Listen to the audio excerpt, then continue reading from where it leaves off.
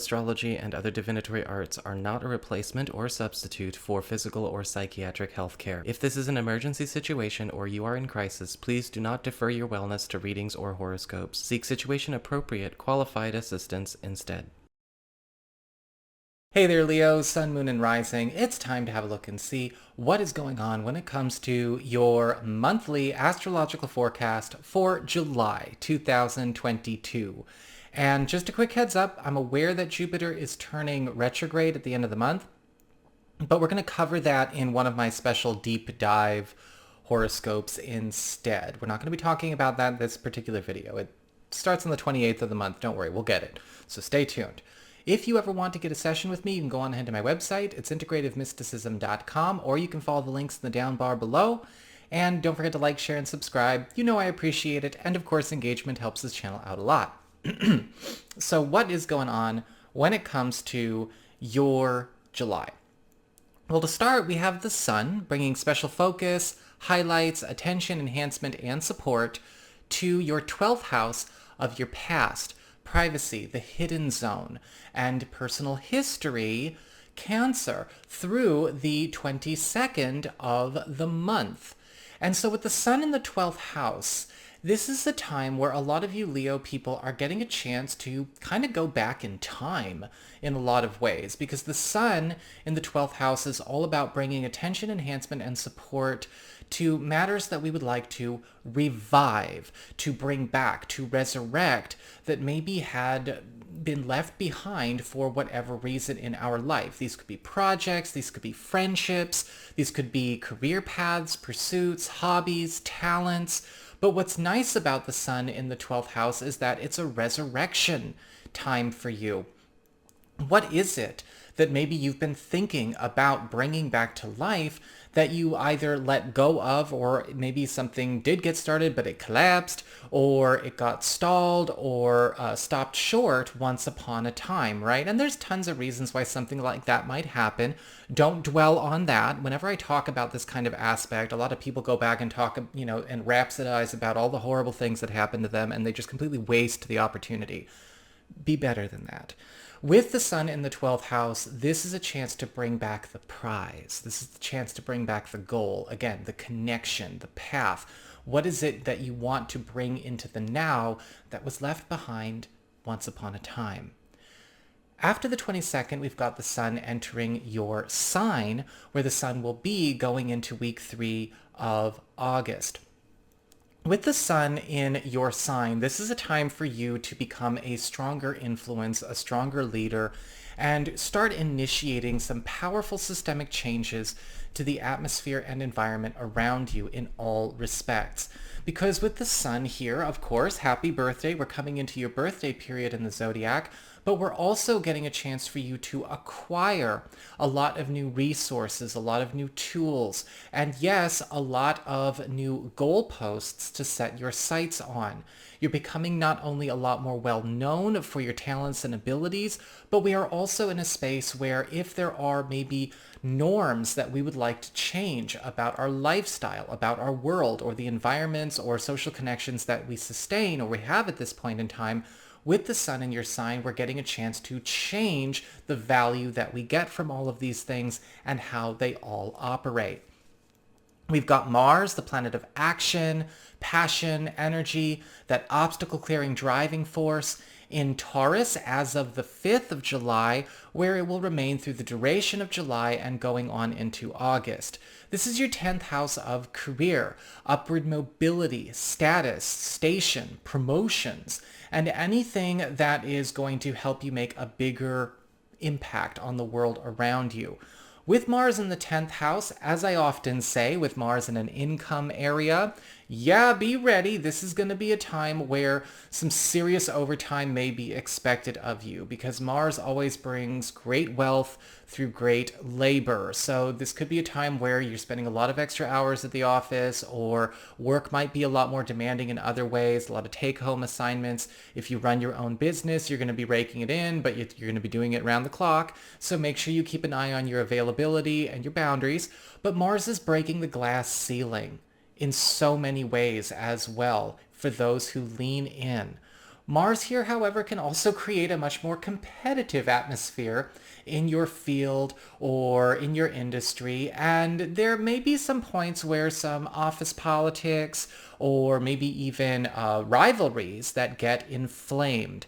And it's important to know how to keep your cool, because we can use this in a way where Mars is very enhancing, or if we, maybe get lost in the shuffle or lost in the scuffle, it might also work against us. So be careful about what you say when it comes to how you compete. It's important to know how to compete sportingly. It's important to know how to put yourself out there. It's important to know how to demonstrate your skills and advocate for what you want sportingly. Just make sure things don't get too personal, because Mars is here to elevate you and give you a chance, but sometimes we got to go up and we got to do the tryouts, we got to do the auditions, we got to do the competition, we got to do the demonstration, and this is what this month is all about for you. We've got Venus, the planet of love, favor, popularity, and affection, in Gemini through the 17th of the month. This is your 11th house of friendships, social networking, your platonic support system, the guys, the girls, your fellows. And this is also a space that talks about your highest goals and highest ambitions. And with Venus in the 11th house, you're going to be finding that people are being so much more generous with you. People are not only showing up to assist you in terms of putting their own energy and their own labor behind you, but you're being gifted with a lot through the help of your friends. Now, this could be being gifted with openings and opportunities, new roads, or we could be getting gifted with material goods or opportunities to generate new material wealth for ourselves. Venus in the 11th house is also one of the spaces where people tend to hook us up. And you may be finding that you are being set up with a lot of good opportunities by your friends, by your allies. Sometimes this can show up in a way where you are being led by a group or led by a contact to a golden opportunity, or maybe even a friend or a group that is heading towards the same goal or ambition as you is making some serious headway, or you may find yourself in some kind of alliance or collaboration that is going to help you achieve or attain the rewards from a lifelong goal. After the 17th, we've got Venus moving into Cancer, into that 12th house for the duration of the month, and that 12th house of the past, privacy, and hidden zone. And Venus in the 12th house is going to be focusing a lot on bringing back aspects of love, romance, and erotic expression that maybe we have not enjoyed in recent history, or had the opportunity to enjoy or indulge in recent history. For those of you who are currently coupled or married, this is going to be taking a walk down memory lane for you. We're going to be reviving old love languages, as well as also maybe reviving old romantic goals or partnership goals that we had for the marriage or for the family, and getting realigned with something that really was a highlight of our relationships in the past, or a big highlight time of our relationship history. And this could be something very sweet and very nostalgic, but it doesn't have to stay in the past. We can bring it into the present. For those of you who are single or available to new people, Venus in the 12th house is giving you a chance to potentially, yes, reconnect with somebody from your past, or connect with somebody that is very reminiscent of a type of person that you had once had romantic feelings for in the past. But we're probably also going to be starting our relationship stories in a more discreet way. Sometimes Venus in the 12th house is an opportunity to explore a romantic tension or chemistry, but maybe we don't want the whole neighborhood and all our friends and the office and our family to know. So it might be a little secret squirrel for a little while, at least going into August. We've got Mercury, the planet of communications, haste, and productivity, in this 12th house from the 5th of July through the 19th of July. And with Mercury in the 12th house, it's a time to speed up work that has been outstanding. Anything that has been taking too long, left in the past, forgotten information, forgotten opportunities, forgotten wealth, all getting thrown back up for you to collect during this period. With Mercury in the 12th house as well, we are opening up old lines of communication, as well as reconnecting with old contacts that are valuable assets to us in the present. If you haven't noticed, a lot of this month for you, Leo, is not so much about grasping onto new things entirely, but also seeing what may have been left by the roadside in our past. Sometimes with Mercury, kind of like the sun focusing on resurrection, Mercury focuses on recollection. Was there something that we just kind of ran from? Was there something that we abandoned? Was there something that we ourselves could actually do very well with if we just had the nerve to go and pick up the phone or reconnect? The same thing can go with old projects that were left half done, old money we didn't know that could have been ours, anything that could still be very useful in the present. You're going to get a chance to reconnect and have boomerang back to you this month. After the 19th, Mercury enters your sign, Leo, for the duration of July and going on into August. And with Mercury in your sign, now it's time to speed things up when it comes to present matters that have been, let's just say, moving slower than they really should. Or maybe progress with some kind of project or work in progress that you have been forced to take slowly for whatever reason, whether it's self-imposed or it is something going on from the external. Because Mercury in the first house is all about you going, we're going to get the let out. We're going to hurry this up, right? If there's a transaction that's taking too long, a negotiation that's taking too long, a move that's taking too long, or some kind of major transition that's taking too long, this is going to be the time where, the baby step thing is irrelevant.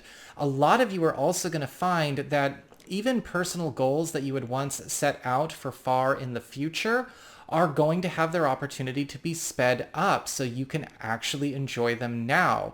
You don't need to adhere to any kind of long out there putting it off 5-year plans if things are lining up faster than you think, right? And 5-year plan stuff, that's, not everyone needs that. And a lot of this stuff's overhyped now anyways. That's just to keep people out of trouble.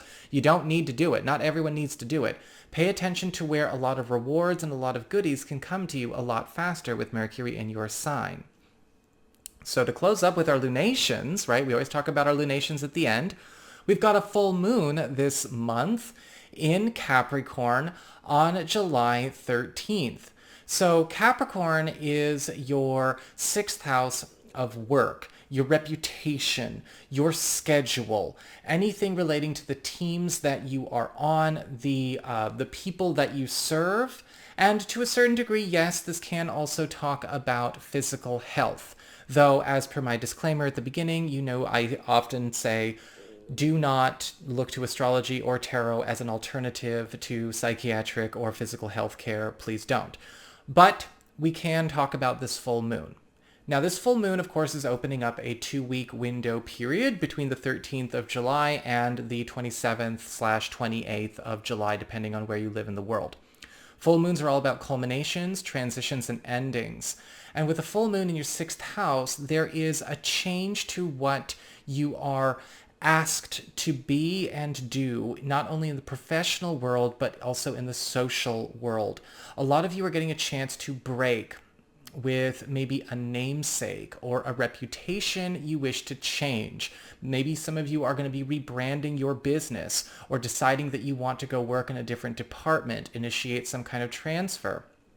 Some of you may find that this is a great time as well to end a relationship that you have with maybe a certain type of team or a certain type of business or clientele so that you can transition to work with a population that is much more complementary to you. And yes, during this period as well, a lot of you are also going to find that there is a chance for a break when it comes to maybe some kind of assignment or expectation or pressure or duty or responsibility that you've had in your field or in your job or something that's been projected on you that has been quite oppressive, and we don't have to carry it going forward. A full moon in the sixth house can also indicate an opportunity to transition from a certain status or a certain normal in your health that has also perhaps been limiting or blocking you in some way. So you want to make sure that if you are thinking of maybe taking advantage of this or seeking some kind of new treatment option, you don't run to an astrologer for a diagnosis, but you go see a qualified professional instead. But this is a good time to go see said qualified professional. Finally, to close up, we have a new moon, which is occurring in your sign on the 28th of the month. Now, a new moon is all about seed planting, new beginnings, and initiations. And so this 2-week window period, of course, closes up July and goes up until about the 10th, 11th of August. And a new moon in your sign is your once-a-year birthday new moon. And this is a time where any kind of seed you want to plant that you would like to see manifest or get moving within the next 90 days is going to come forth into being. So it's a time where you have the genie in the bottle, so you better know how to make a wish, God damn it. And this could be a time where a lot of you Leo people are getting a big break. Whatever seeds you plant between the 28th of July and the 10th, 11th of August will germinate and even start to produce the fruits of those seeds, again, within 90 days by the time we get to the end of October around Halloween. What are you trying to get started? What are you trying to lock in? What are you trying to initiate or start during this time? Are you looking to maybe move into a new house? Are you looking to go to school? Are you looking to start a new relationship? Are you looking to travel? Are you looking to get a new job? The sky is the limit with the new moon, but you want to make sure you are doing the physical work, maybe putting your applications out there, making an account, or, getting yourself out there to date, or looking at schools, house hunting, even the spiritual work, meditating, do your spells, all of that, because this new moon is here for you. So that is what I've got for you all. I hope you enjoyed it. If you did, don't forget to like, share, and subscribe. I appreciate it. And of course, if you ever want to get a session with me, you can go on ahead to my website. It's integrativemysticism.com.